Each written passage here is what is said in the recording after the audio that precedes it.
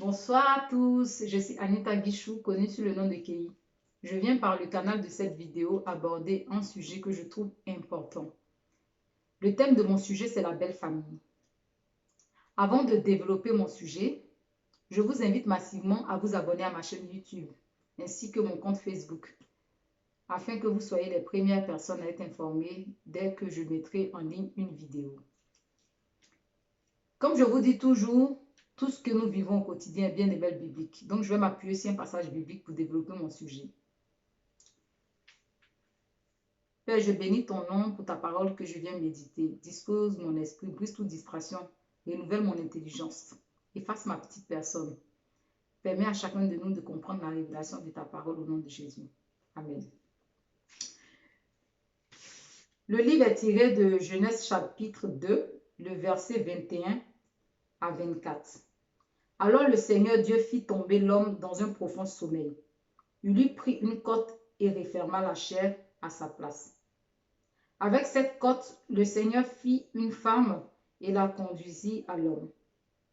En la voyant, celui-ci s'écria, « Ah, cette fois, voici quelqu'un qui est plus que tout autre du même sang que moi. On la nommera compagne de l'homme, car c'est de son compagnon qu'elle fut tirée. C'est pourquoi l'homme quittera son père et sa mère pour s'attacher à sa femme, et ils deviendront tous les deux un seul être. » Que Dieu bénisse sa parole. Voilà. Donc, le passage biblique, on nous dit que Dieu a créé la femme. C'est que Dieu a fait dormir l'homme. Plus loin là-bas, je n'ai pas voulu prendre un passage long. J'ai pris une petite partie. Ça vous dit que Dieu a créé le monde entier. Il a créé les animaux, tout. Voilà. Il a senti que l'homme était dans un besoin de quelqu'un parce qu'il se sentait seul. Donc, il a créé les animaux, tout ça. Mais malgré ça, pour envoyer à l'homme pour le tenir compagnie, mais malgré ça, il sentait un vide, un manque au fait que l'homme était seul et il s'ennuyait. Donc, il s'est dit qu'il va créer une compagne au fait à l'homme. Donc, qu'est-ce qu'il a fait? La Bible nous dit, ce qui a attiré mon attention, la Bible nous dit que Dieu a fait tomber Adam dans un profond sommeil. Il aurait pu faire une chirurgie locale, c'est-à-dire prendre la chair, c'est-à-dire que la côte de Adam, en étant en éveil, et puis il allait faire l'intervention. Mais la Bible il a fait tomber dans un profond sommeil. Ce qui sous-entend que Dieu a voulu faire quelque chose de, voilà, d'important en fait. Parce qu'il s'est dit que la femme qui va venir dans sa vie, là, il faudrait que cette fois-ci, ça soit du lourd en fait. Parce qu'il a envoyé d'autres compagnons. Tout ça pour l'homme, il ne voulait pas. Il se sentait seul. Donc il a dit, il va prendre quelque chose sur l'homme. Comme ça, quand l'homme va voir sa compagne, là, il aura une attraction. Ça sera comme de l'aimant parce qu'il va sentir que c'est une partie de lui qui est là. Donc il va rechercher. C'est comme la pésole là. Comme tu veux construire peut-être, faire le dessin d'un animal, tu ne vas pas prendre la pésole à côté des pattes de l'animal pour mettre au niveau de la tête. Ça ne va pas rentrer dans le petit trou. Donc, c'est pour dire que ça va rentrer, ça va, comment dirais-je même, être compatible au fait. Donc, vous voyez. Ce qui attire mon attention dans ce passage, la Bible dit que l'homme quitte son père et sa mère pour s'attacher à une femme et tous deux ne deviendront qu'une seule chair. Dans d'autres passages, on nous dit que c'est que Dieu a uni là, que personne ne le sépare. La Bible n'a pas dit que l'homme renie son père ni sa mère. La Bible insiste, dit que l'homme quitte son père et sa mère. Quitter, c'est-à-dire que quitter le cocon familial pour essayer de refaire sa vie avec une autre personne. De la même manière que papa et maman se sont connus et puis ils ont conçu les enfants. Ils ont quitté le cocon familial et puis se sont unis et puis ils ont conçu les enfants. C'est de cette même manière quand l'enfant grandit, il quitte aussi le cocon familial pour aller construire sa vie de famille. Donc, les belles familles dans lesquelles les gens rentrent pour aller se marier, là, l'amour, là, aimer, là, Ce n'est pas un crime. Aimer une personne, ce n'est pas un crime. Parce que la Bible même là, il bénit l'amour. En fait, l'amour là, Dieu aime ça. Dieu aime l'amour en fait. Donc, deux personnes qui décident de s'aimer, quand une personne rentre dans une famille pour aller se marier, ce n'est pas la fin du monde au fait. Voilà, les personnes qui rentrent dans des familles, au fait, sont des enfants d'autrui aussi. Voilà, sont des enfants d'autrui. Donc, quand ils rentrent dans les familles, moi je dis toujours, pour faire la description d'un fruit, il faut s'approcher de son arbre. Tu ne vas pas rester à l'extérieur ou bien tu ne vas pas rester vraiment à des kilomètres et puis tu vas dire, est-ce que c'est un pommier? Est-ce que c'est un cerisier? Est-ce que même c'est un poirier? Ah, mais c'est quel arbre? Tu ne vas pas rester à des distances. Tu vas t'approcher. Quand tu vas t'approcher, tu vas voir les feuillages. Tu vas voir le fruit sur l'arbre. Tu vas dire, ah d'accord, c'est un cerisier. J'ai cru que c'était les prunes. Ah d'accord, au moins. Donc quand quelqu'un rentre dans vos familles, hmm, c'est normal. Ce qui est logique est normal. Tu veux savoir qui rentre dans ta famille. Tu veux savoir qui va partager la vie de ta fille ou de ton fils. C'est logique. On n'a pas besoin d'avoir bac plus 5 pour comprendre ça, pour savoir que c'est ça. Mais des belles familles qui fatiguent leur gendre ou qui fatiguent leur belle-fille, tout simplement parce qu'ils sont rentrés pour se marier dans leur famille, c'est pas gentil. C'est pas gentil du tout. Moi, j'attire votre attention aujourd'hui. Les belles familles du monde entier, je m'adresse à toutes les belles familles du monde entier. Partagez cette vidéo-là pour que toutes les belles familles vous comprennent, voient et comprennent l'horreur dans laquelle ils sont et puis ils ne s'en rendent pas compte. Moi, je dis toujours dans la vie, là, quand quelqu'un fait quelque chose, là, on croit poser de bonnes actions. C'est la personne qui est en face de nous qui peut attirer notre attention pour nous dire que, ah, vraiment, ah, tu es en train d'agir mal et pour que tu te rendes compte que, ah, tu vois, je ne savais pas, merci, tu me l'as dit. Mais si tu es dedans, tu demeures dedans, là, tu vas penser que c'est normal. C'est comme une personne qui vit longtemps près d'une poubelle. Il sera immunisé par cette odeur. Il ne va pas se rendre compte que ça pue. Il faut que quelqu'un quitte à l'extérieur pour venir vous dire, ah, mais qu'est-ce qui pue comme ça? Et puis tu vas dire, ah, mais c'est ta poubelle. Ah, tu as vu, moi, mais je ne sentais pas. Tout simplement parce que tu vis dedans. Donc, c'était une parenthèse. Pour dire que vous fatiguez les personnes qui rentrent dans vos familles, vous les traitez mal. Ce sont des enfants d'autrui aussi. Voilà, quand les gens rentrent dans vos familles, apprenez à les connaître, à mieux les connaître. Moi, je dis toujours qu'il y a des personnes souvent qui sont expressives au fait. Quand tu les regardes, leur visage est froissé, tu as l'impression qu'elles sont méchantes. Pourtant, elles ne sont pas méchantes. C'est quand tu vas discuter avec elles là, que tu vas te rendre compte que ces personnes-là sont vraiment sympathiques.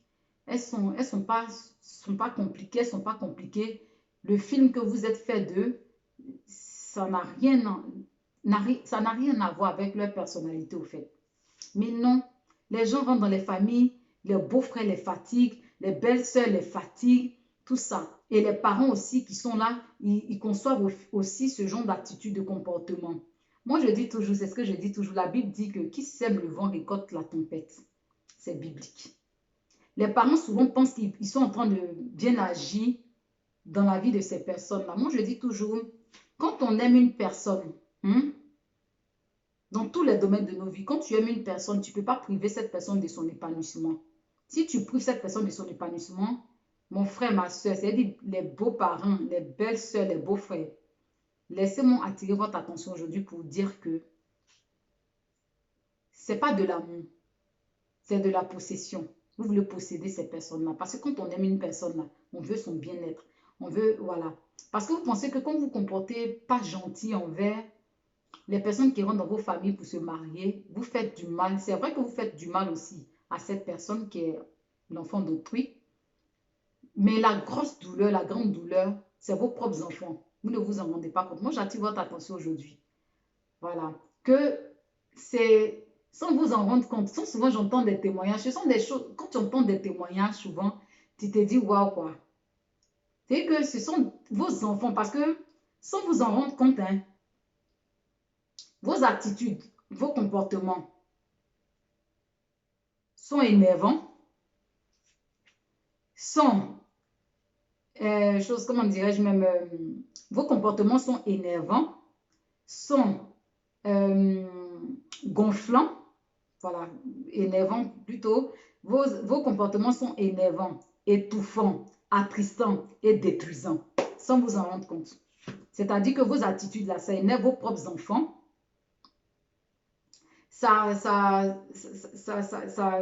les attriste, ça les détruit. Voilà. Souvent, on voit des gens qui ne sont pas sages du tout.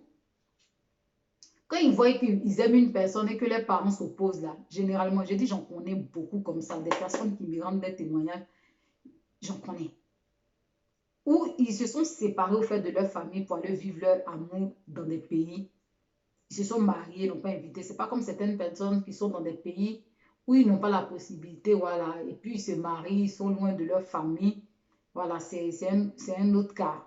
Voilà, c'est un autre cas. Je ne parle pas de ce genre de trucs. Je parle des gens qui exprès s'éloignent de leur famille pour pouvoir se marier avec quelqu'un qu'ils aiment sans inviter leurs parents. Moi, j'en connais. Des gens qui m'ont rendu des témoignages. Ils n'invitent pas leur propre famille à leur mariage parce que, sous prétexte que ces personnes-là n'ont pas approuvé leur relation. Vous savez, l'amour a ses raisons que la raison elle-même elle ignore. Quand une personne rentre dans votre famille pour se marier et que le père est en train de trouver des défauts pour dire que cette fille-là, je ne la veux pas pour mon fils parce que elle a des petits yeux ou elle a des grands yeux, elle a une grosse bouche, elle a des pieds perclus. Tout ça. Le beau-père qui fait ça, là, en fait, en détaillant, donnant ce genre de critères, ce n'est plus la femme, la future conjointe de ton fils, mais c'est plutôt toi tes critères que tu es en train de donner. Ton fils, il a vu ses pieds perclus, sa grosse bouche, ses petits yeux, puis il dit que c'est avec elle il veut faire sa vie. Toi, ton rôle de père, c'est de bénir l'union de ton enfant, apprendre à connaître la fille qui rentre dans la vie, dans ta famille, dans la vie de ton fils.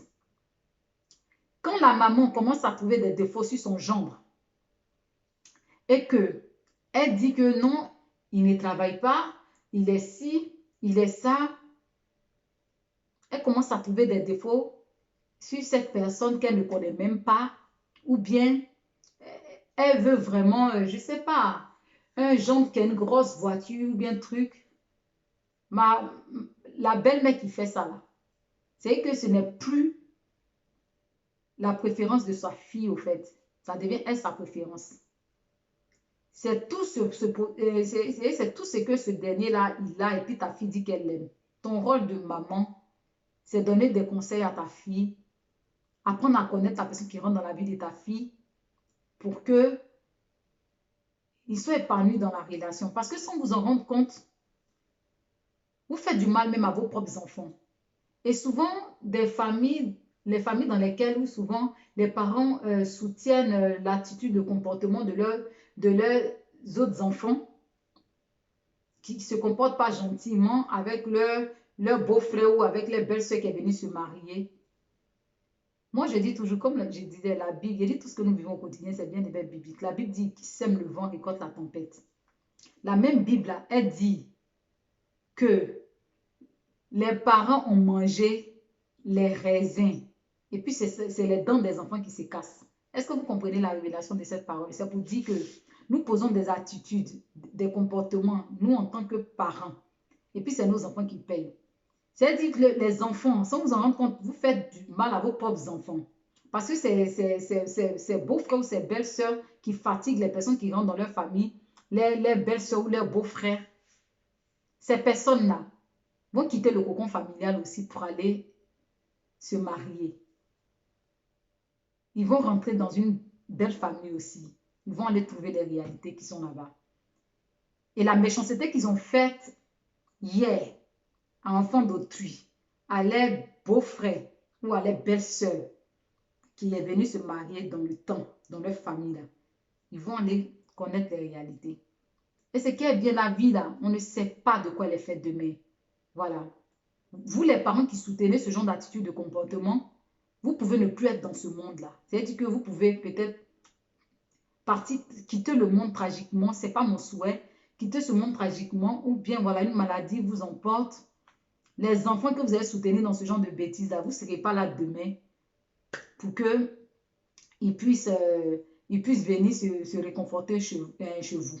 Pourtant, si vous les inculpez des valeurs, de bonnes valeurs, que comme quoi, c'est pas gentil de se comporter comme ça envers cette personne. Non, non, non. Parce que tu es une femme, tu es appelée à quitter le cocon familial pour aller te marier demain.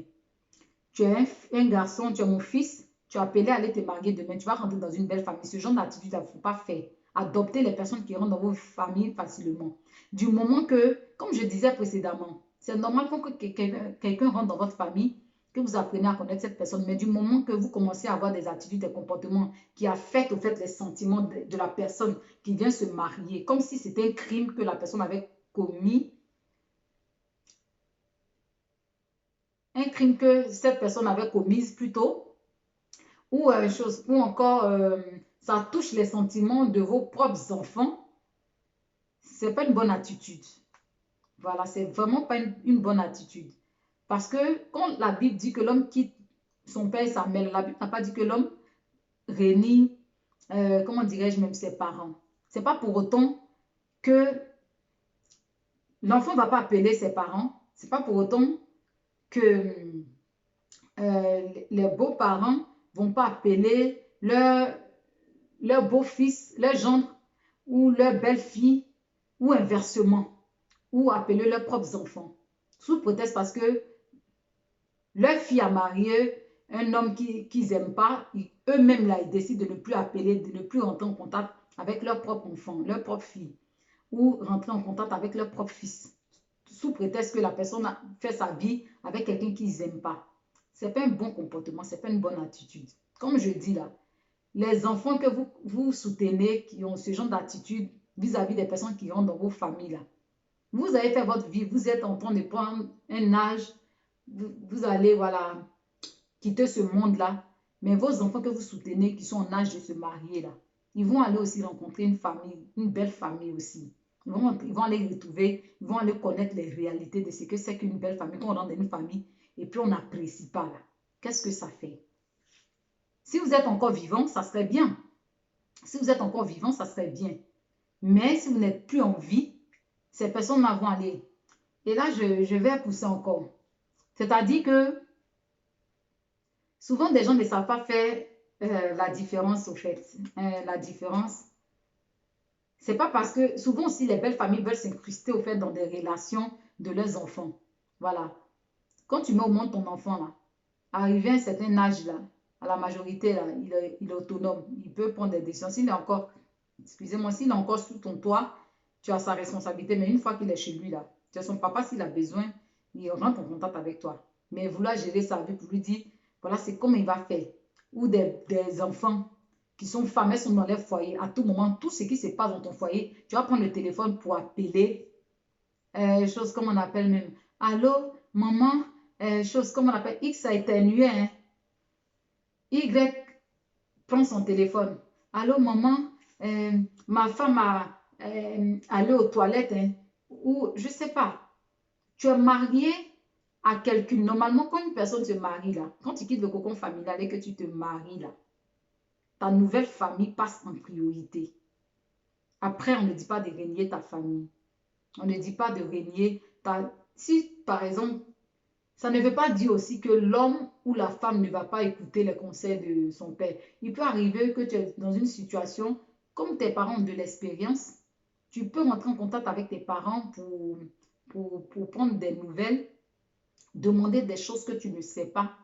Par expérience, ils vont te donner, comment dirais-je, des idées. Mais la personne avec laquelle tu vis là, si c'est un homme là, tu en parles à ton homme et puis vous trouvez la solution ensemble, vous décidez ensemble. Tes parents ne vont pas te parler et puis toi tu prends la décision sans aviser ton mari ou sans aviser ta femme. Ou encore des personnes, c'est que les belles-mères quittent au village, elles arrivent, elles rentrent dans la maison pour étouffer au fait, comment dirais-je même, l'espace au fait de leur enfant. Quand ces personnes-là vivent leur amour, Oui, bébé ou chéri, il a passé mon enfant, ou bien elle a passé mon fils, ou bien il a passé ma fille, ou bien truc. C'est quoi toute cette mentalité? Les belles ceux qui viennent s'incruster dans les maisons. C'est la maison de mon frère. Il a payé, il a fait. Et puis vous êtes là, vous menez la vie difficile aux gens, ça ne finit pas là. Vous êtes les seules familles dans lesquelles on rentre pour se marier, ou bien c'est quoi? Moi, je ne comprends pas. Dites-moi un petit peu. Dites-moi un petit peu. Quand vous allez décider d'aller fonder famille, vous allez comment dirais-je même, rencontrer les réalités là. Vous allez comprendre que c'est pas facile. C'est pas facile. Quand deux personnes s'aiment dans vos familles là, hein, adoptez les personnes là facilement. Ne menez pas la vie difficile aux gens comme si le mariage était un crime au fait. Donc, c'est ce que moi je voulais dire. Je veux attirer l'attention de toutes les belles familles pour dire que, en conclusion, les personnes qui rentrent dans vos familles pour se marier là sont des enfants d'autrui. Quand ils rentrent dans vos familles, ils vont porter votre nom, ce qui est logique. Quand quelqu'un rentre dans la famille, on essaie de savoir, connaître la personne mieux pour savoir l'intention de cette personne. Il y a plusieurs moyens, options au fait d'apprendre à connaître cette personne pour pouvoir, je ne sais pas, le mot m'échappe, pour savoir si cette personne est sincère, sincère sincère dans ses sentiments vis-à-vis de votre fille ou de votre fils. Mais quand ça sort de ce cadre de test et que ça rentre dans le sens d'affecter les sentiments, au fait, ce n'est pas une bonne attitude, ce n'est pas un bon comportement, c'est méchant. Et plein de belles familles ont déchiré le cœur des personnes qui rentrent dans leur famille pour pouvoir se marier. Ont déchiré le cœur de leurs propres enfants dans le secret. Donc, chère belle famille, moi j'attire votre attention aujourd'hui. Les gens qui viennent rentrer dans votre famille, là, ne les menez pas la vie difficile. Vous avez fait votre vie. Quand les gens décident de se marier avec vos enfants, ce n'est pas une fin en soi. Et puis, il n'y a rien de tel. Moi, je dis toujours, il y a des combats dans lesquels on ne peut pas. Il y a des combats dans lesquels, quand je dis combat, je veux dire, il y a des choses dans lesquelles on ne rentre pas si on ne va pas les terminer, au fait. Dans le sens, une personne qui rentre dans votre famille, vous verrez la tronche de cette personne-là du 1er au 31. Quand il dit au 1er au 31, ça dit que vous verrez cette personne régulièrement. S'il y a des invitations de la famille, tout, donc ça ne sert à rien de commencer quelque chose. Il n'y a rien de tel. Ne voyez pas les personnes qui rentrent dans vos familles là comme des personnes qui viennent vous diviser ou qui viennent faire tout. Il n'y a rien de tel. Ils viennent là parce qu'ils aiment vos enfants. Ils veulent faire leur vie avec vos enfants. Adoptez-les. Si vous avez frustré beaucoup des personnes, vous avez beaucoup frustré des personnes qui sont rentrées dans vos familles là. Derrière le mot excuse, il n'y a pas d'autre truc. Comme je dis toujours là, s'excuser là, il n'y a pas d'orgueil.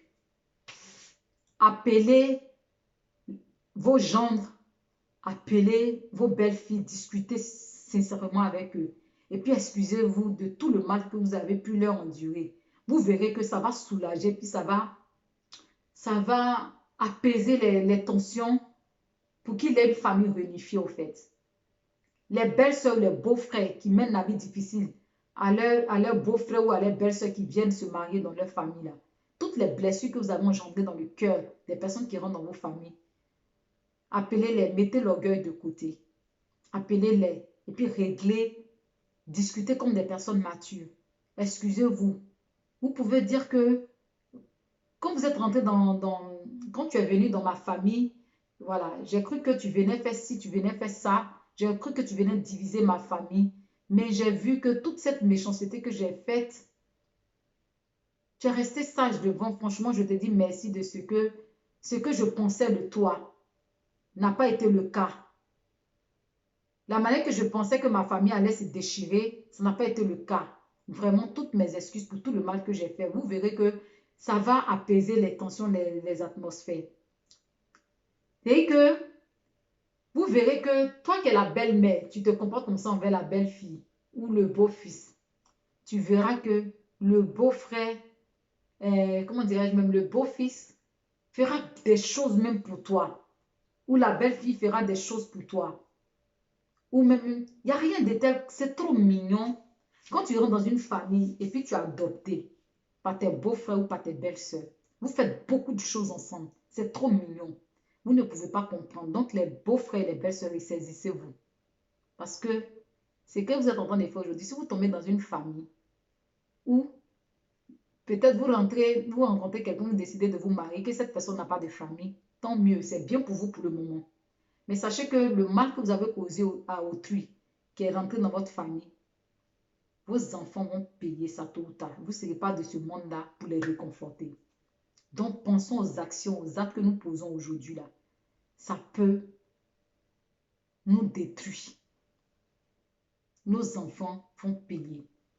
Donc, les actions que nous menons aujourd'hui là, c'est pour préserver nos générations futures, c'est-à-dire pour préserver nos descendants, nos enfants. C'est de ça qu'il s'agit. Donc, sur ce, ayons beaucoup de sagesse. Soyons indulgents vis-à-vis des personnes qui rentrent dans nos familles pour se marier. Voilà. Car ce sont des enfants d'autrui aussi. De la même manière que vous aimez vos enfants et puis vous voulez les protéger là. C'est comme ça aussi leurs parents les aiment, ils veulent les protéger. Voilà. Donc sur ce, je souhaite à chacun de nous de passer une très bonne soirée. Et n'hésitez pas à partager cette vidéo pour que toutes les belles familles voient cette vidéo-là et essaient de comprendre beaucoup de choses. Les erreurs qu'elles ont faites, croyant bien agir, mais elles ont déchiré des cœurs. Il faille que quelqu'un attire l'attention pour qu'on puisse se rendre compte des erreurs que nous faisons dans la vie quotidienne, dans la vie de nos propres enfants, dans la vie des personnes qui viennent se marier. Sur ce, je vous souhaite de passer une bonne soirée. À bientôt.